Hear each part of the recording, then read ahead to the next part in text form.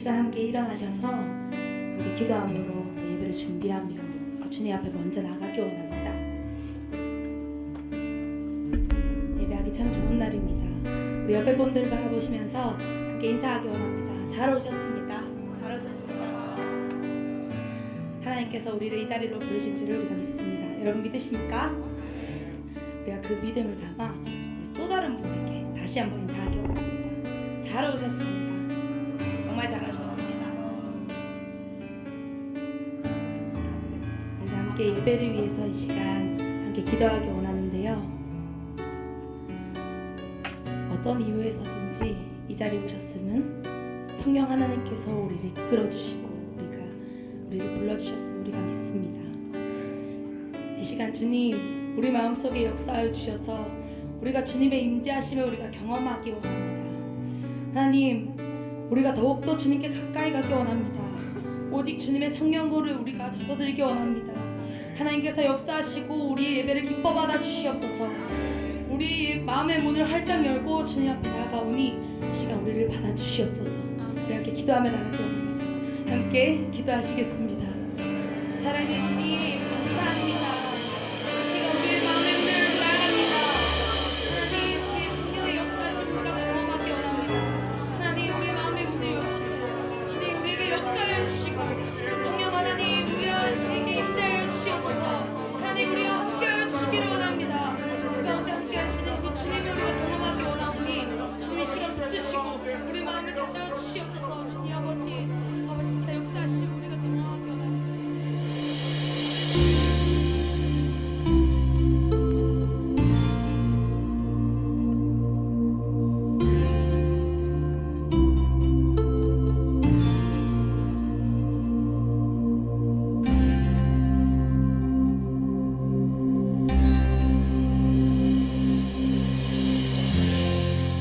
주님 손에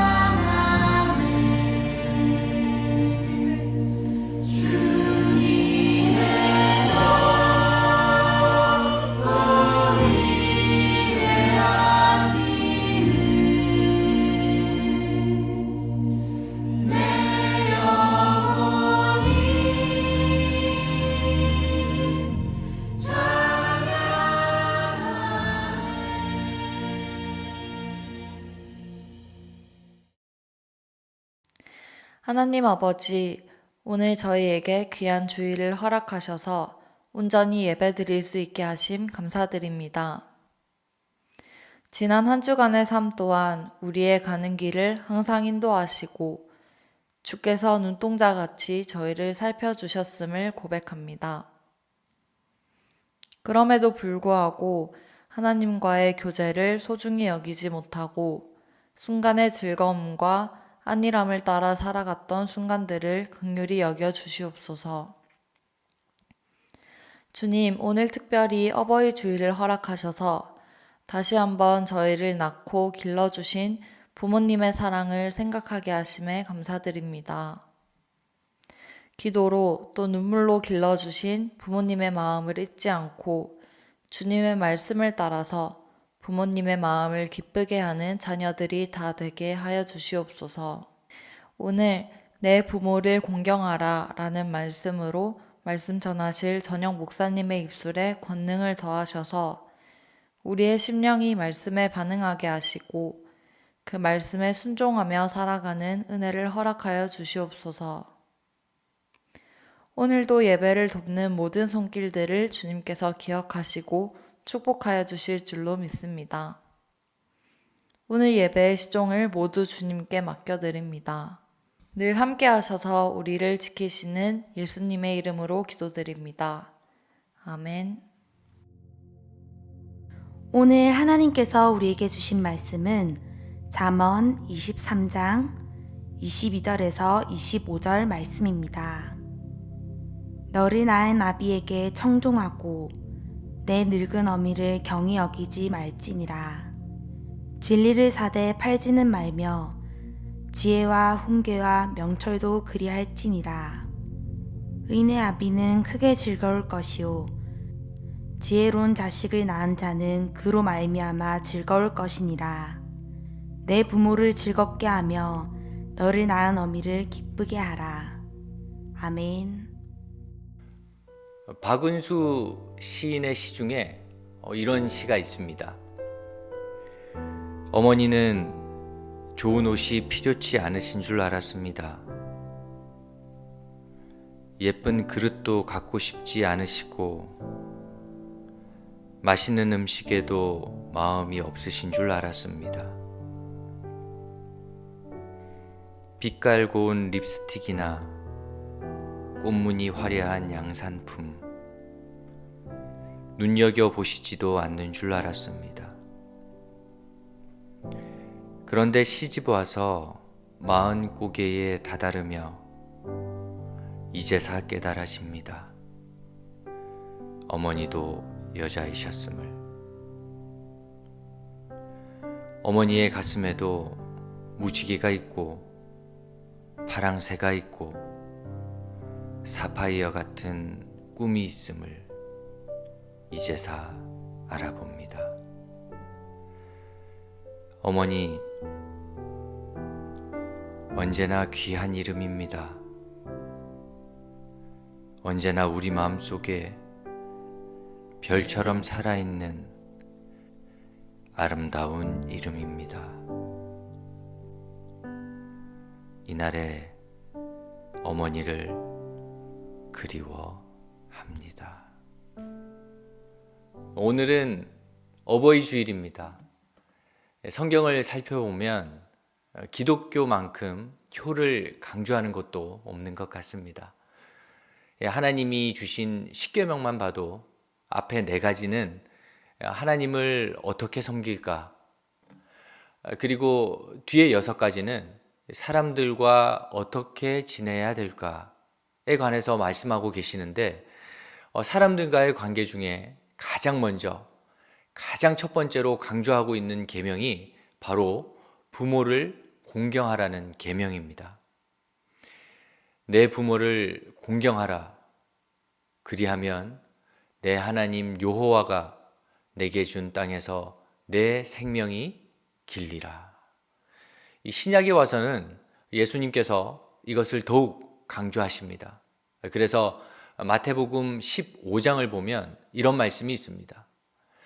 하나님이 이르셨으되 내 부모를 공경하라 하시고 또 아버지나 어머니를 비방하는 자는 반드시 죽임을 당하리라 하셨거늘. 그리고 사도 바울은 골로새서에서 우리가 하나님을 기쁘게 하는 일이 많지만 그 중에서 부모를 공경하는 것이야말로 하나님을 기쁘시게 하는 일이라 기록하고 있습니다. 자녀들아, 모든 일에 부모에게 순종하라. 이는 주 안에서 기쁘게 하는 것이니라. 세상이 발전하고 시대가 변해도 주님께서는 우리가 부모를 공경하며 살아가기를 기뻐하시고 또 원하신다는 것입니다. 그렇다면 어떻게 하면 하나님이 기뻐하시는 자녀들이 될 수 있을까요? 오늘 말씀이 그것을 3가지로 알려주고 있습니다. 첫 번째, 아버지의 말을 무시하지 말라는 것입니다. 22절 전반절 말씀입니다. 너를 낳은 아비에게 청종하고. 이 청종한다는 것은 그 말에 귀를 기울이는 것입니다. 다른 말로 하면 그 말을 무시하지 말라는 것입니다. 시대가 빠르게 변화하다 보니까 가끔씩은 젊은 혈기에 부모님이 나보다 모르는 게 많아 보일 때도 있고, 스마트 기기나 SNS를 잘 못하시는 모습을 보면 시대를 잘 따라가지 못하는 것처럼 보일지도 모르겠지만 성경은 분명히 우리에게 말씀하고 있습니다. 어떠한 경우라도 부모를 무시하지 말라. 왜 성경은 부모의 말에 청종하기를 배우라고 이야기하는 것일까요? 그것이 하나님이 주시는 은혜와 형통의 비결이기 때문입니다. 머리만 똑똑하다고 성공하는 것이 아닙니다. 우리가 너무나도 잘 알고 있습니다. 똑똑해서 성공하는 사람도 있지만 똑똑해서 인생을 망친 사람도 많이 있습니다. 그런데 그때는 힘들지 모르지만 부모님께 순종하기를 배운 아이들이 청년이 되고 어른이 되면 사람들에게 겸손하고 순종하는 인격이 되어서 사람들에게도 인정받고 존중받는 사람이 되더라는 것입니다. 이 똑똑하다고 다 되는 것이 아닙니다. 이 복을 받을 수 있는 인격이 돼야 하나님의 은혜 안에 거할 수 있는 것입니다. 그런데 그것을 어디서 배울 수 있느냐? 그것은 바로 부모님께 배울 수 있다는 것입니다. 그런데 그것을 어릴 적 배우지 못하면 이것이 나쁜 습관으로 이어지고 결국 그 나쁜 습관이 그의 인생을 망치게 되더라는 것입니다. 그래서 예레미야 22장을 보면 이런 말씀이 있습니다. 내가 평안할 때에 내가 내게 말하였으나 내 말이 나는 듣지 아니하리라 하였나니 내가 어려서부터 내 목소리를 청종치 아니함이 내 습관이라. 어려서부터 귀를 기울이지 않는 습관을 가지고 있으면 나중에 자라서도 커서도 어른이 되어서도 하나님이 주시는 그 은혜의 길에 서지 못한다는 것입니다. 그런가 하면 하나님이 기뻐하는 자녀가 되기 위한 또 하나의 방법이 있습니다. 그것은 바로 어머니를 함부로 대하지 말라는 것입니다. 오늘 말씀 22절 후반절입니다. 내 늙은 어미를 경히 여기지 말지니라. 이 경히 여긴다라는 것은 가볍게 여기고 함부로 대하는 것입니다. 어떤 일이 있어도 부모에게 함부로 말하고 함부로 여기지 말라는 것입니다. 몇 해 전 이런 얘기를 들은 적이 있습니다. 요즘 정말 안타까운 현실은 부모를 모시는 자녀들 간에 부모를 모시는 것에도 부모가 가지고 있는 재산이나 유산에 따라서 이 부모님을 모시는 수준이 달라진다는 거예요. 그러다 보니 이런 얘기까지 나온다 합니다. 무슨 일이 있어도 유산을 미리 주지 마라.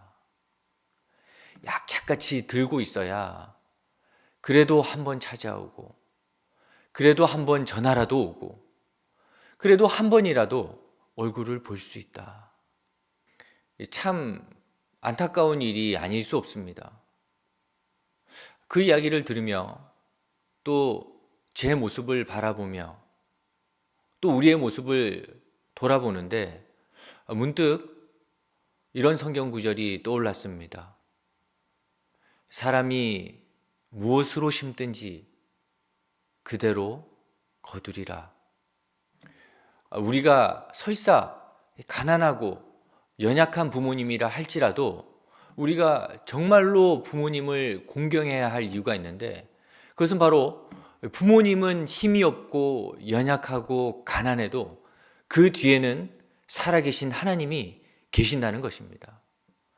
이 신명기서를 보면 이런 말씀이 있습니다. 너는 내 하나님 여호와께서 명령한 대로 내 부모를 공경하라. 그리하면 내 하나님 여호와가 내게 준 땅에서 내 생명이 길고 복을 누리리라. 너는 내 하나님 여호와께서 명령한 대로, 하나님이 명령하셨기 때문에 우리 부모님이 비록 가난하고 준 것도 없고 준 것은 상처밖에 없다 할지라도 하나님께서 명령하셨기 때문에 부모님을 사랑하고 순종하고 공경하며 살아가면 그 부족한 것은 주님께서 채워주신다는 것입니다. 그리고 오늘 말씀이 주는 세 번째 메시지, 우리가 어떻게 하나님이 기뻐하시는 자녀가 될 수 있는가? 그것은 바로 부모님을 기쁘게 하라는 것입니다. 25절 말씀입니다. 내 부모를 즐겁게 하며 너를 낳은 어미를 기쁘게 하라. 효, 그것은 부모를 즐겁게 하는 것이다. 이런 말이 있습니다. 어떻게 하면 부모를 즐겁게 할 수 있을까요? 먼저는 부모님께 감사를 표현하는 것입니다. 내 뜻과 다르더라도 순종하고 그리고 감사하십시오. 그것이 부모님을 즐겁게 하는 것으로 그치는 것이 아니라 하나님의 은혜로 이어질 것입니다. 주님이 원하시는 자가 되고 주님의 지혜로운 자가 되기를 기도하십시오. 주님의 인도하심 안에 살아간다면 그것이야말로 가치 있는 인생이고 성공하는 인생이니 부모님은 분명 우리를 보고 기뻐하시고 자랑스러워 할 것입니다. 오늘 본문 24절처럼 말입니다. 의인의 아비는 크게 즐거울 것이요 지혜로운 자식을 낳은 자는 그로 말미암아 즐거울 것이니라. 오늘은 어버이 주일입니다. 우리는 부모님에게 어떤 자녀인가요? 또 하나님 앞에서는 어떤 자녀로 살아가고 있습니까? 이어령 선생의 책 이어령의 80초 생각 나누기라는 책을 보면 이런 글이 있습니다. 고요한 가을날 까치 한 마리가 뜰로 날아왔습니다. 치맥기가 있는 노인이 아들에게 물었습니다. 얘야, 저 새가 뭐지? 아버지, 까치입니다.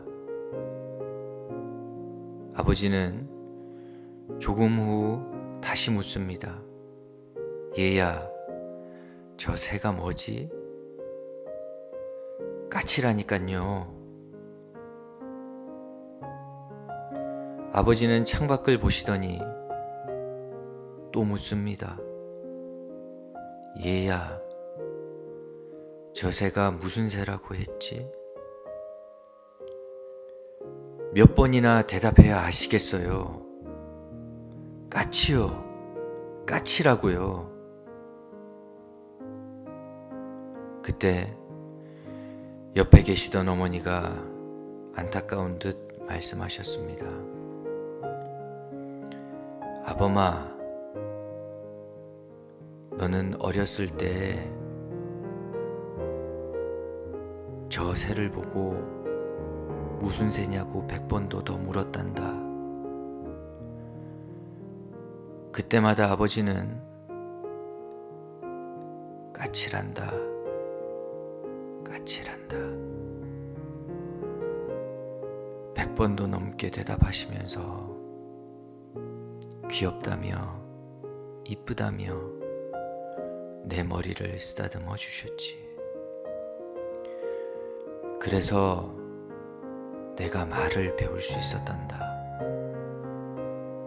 부모님의 약하고 주름진 손, 그 손은 힘없는 손이 아니라 우리를 걷게 한 손이고, 우리를 일으킨 손이고, 우리를 사랑하신 손입니다. 옛 시인의 말에 나무가 고요하고자 하나 바람이 그치지 않고, 자식이 효도하고자 하나 어버이는 기다리지 않는다, 이런 말이 있습니다. 이번 한 주 살아가실 때에 부모님의 사랑을 다시 한번 새기시기 바랍니다. 부모님의 사랑을 기억하고 부모님을 기쁘게 해드리는 자녀,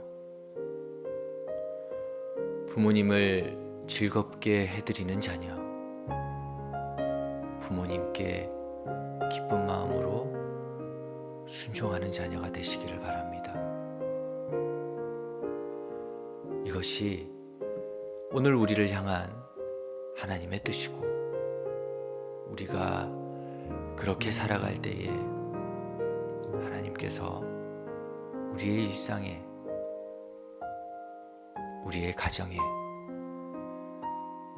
우리의 인생에 주님만이 주실 수 있는 형통함의 은혜를 허락해 주실 것입니다. 거룩하신 하나님, 은혜와 사랑을 감사드립니다.